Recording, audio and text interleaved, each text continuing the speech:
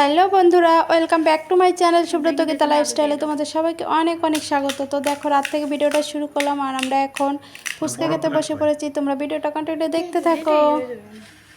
দেবা একদিক দিয়ে খাওয়া শুরু করে দেবে। আমি কোন খান থেকে খাবো? দিয়ে নি বাবা।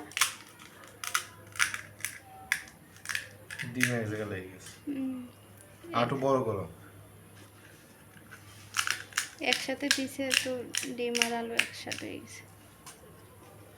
সমস্যা নেই, যাবে তো সব এক জায়গায়।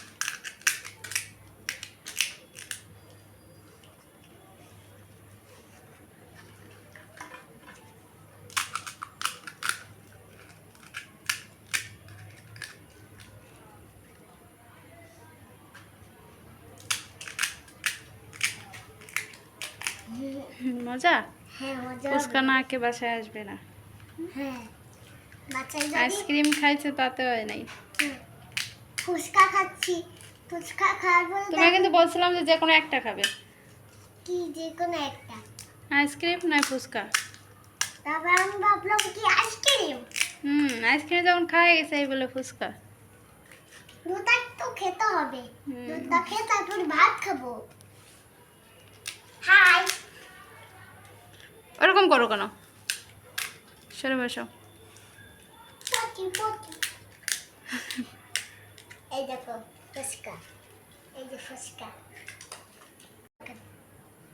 হাই 3 4 5 6 7 8 9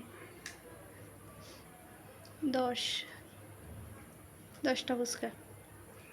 হ্যাঁ 10টা ফুচকা দিয়েছে দোকানদার। 10টা ফুচকা খাবো, আমরা কত ফুচকা খাবো তার জন্য কোনটা দেবা? কোনটা? এটা? আমি ধরে রাখতেছি। আর দিও না। কেমন মজা? আচ্ছা খাও।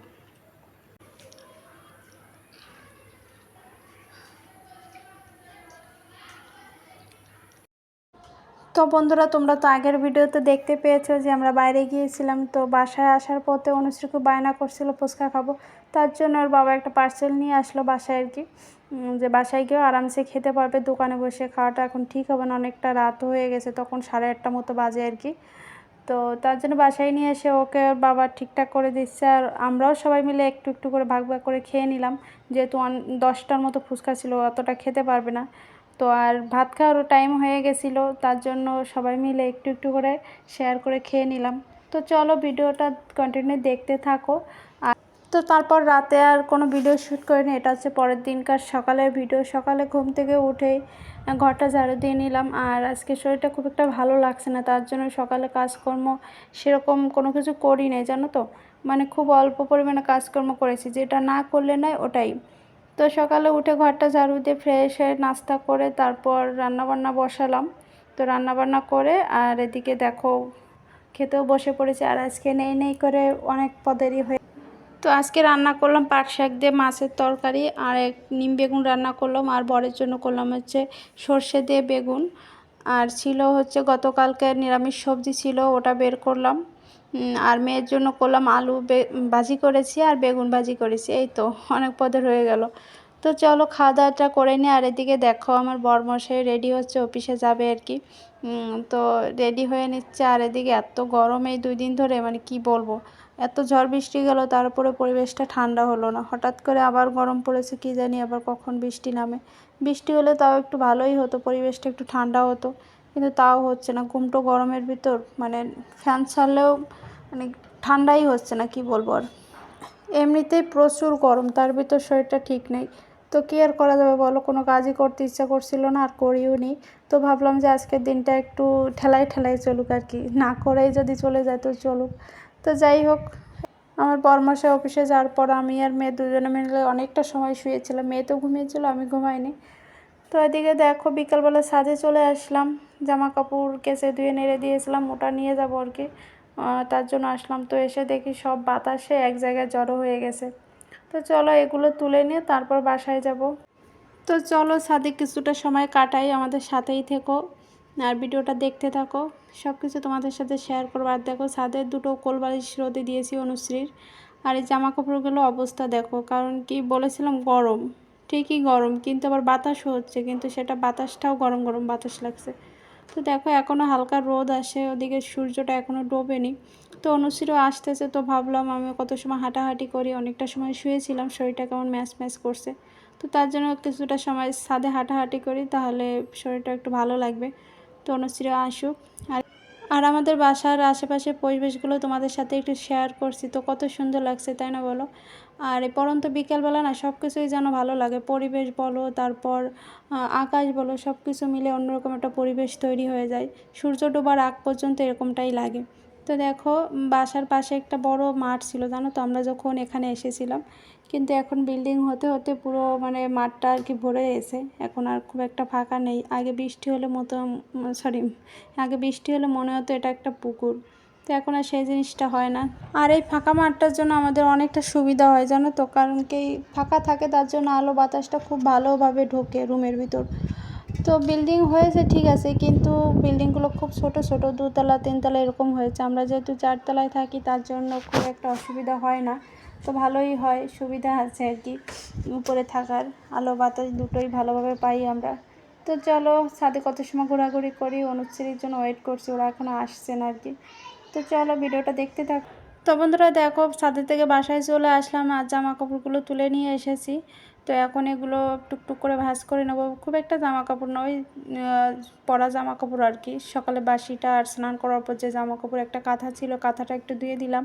তো এই তো হালকা পাতলা আর কি, যাই হোক এগুলো ভাঁজ করে এখন র্যাগের ভিতর রেখে দেবো, তারপর ঘরটা ঝাড়ু দিয়ে নেবো, কারণ বিকালবেলা ঘর ঝাড়ু দিতে হবে, সন্ধ্যা দিতে হবে। আর আমার 3 বেলায় ঘর ঝাড়ু দেওয়া পড়ে, সকালবেলা উঠে বাসি ঘর ঝাড়ু দিই, দুপুরবেলা স্নান করার আগে ঘরটা পরিষ্কার করে আবার একবার ঝাড়ু দিয়ে নিই, আবার এই দেখো সন্ধ্যাবেলায় ঝাড়ু দিয়ে নিচ্ছি সন্ধ্যা দেওয়ার আগে। তো এই 3 বেলায় ঝাড়ু দিই, আর ঝাড়ুটা দিয়ে নিই, তারপর সন্ধ্যাটা দেবো। গুড ইভিনিং বন্ধুরা, তো এখন সন্ধ্যা হয়ে গেছে, দেখো এই দেখো সন্ধ্যা লেগে গেছে। তো বাসায় এসে সমস্ত কাজ গুছালাম, ঘর ঝাড়ু দেওয়া, বিছানা ঠিক করা, তারপর জামা কাপড় ভাঁজ করা, এগুলো তো করেই নিলাম, সেটাও তোমরা দেখতে পেলে। তো এখন ফ্রেশ হবো, ফ্রেশে সন্ধ্যাটা দেবো। আর রান্নাঘরের কাজটা বাকি রয়েছে, মানে কি বলবো, রান্নাঘরের অবস্থা খুবই খারাপ। তো চলো তোমাদের একটু দেখাই।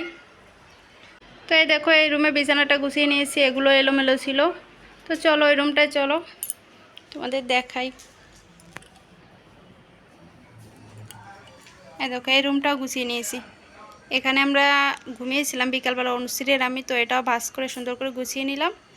আর এদিকে জামা কাপড়গুলো ভাঁজ করে নিয়েছি, বারান্দায় জামা কাপড় ছিল সেগুলো এনে ভাঁজ করে এখানে রেখে দিলাম। তো চলো রান্না করে দিই। রান্নাঘরের অবস্থা খুবই খারাপ, দেখতে পাচ্ছ কি অবস্থা রান্নাঘরটার। তো এটা পরিষ্কার করব, এটা আর তোমাদের সাথে শেয়ার করব না।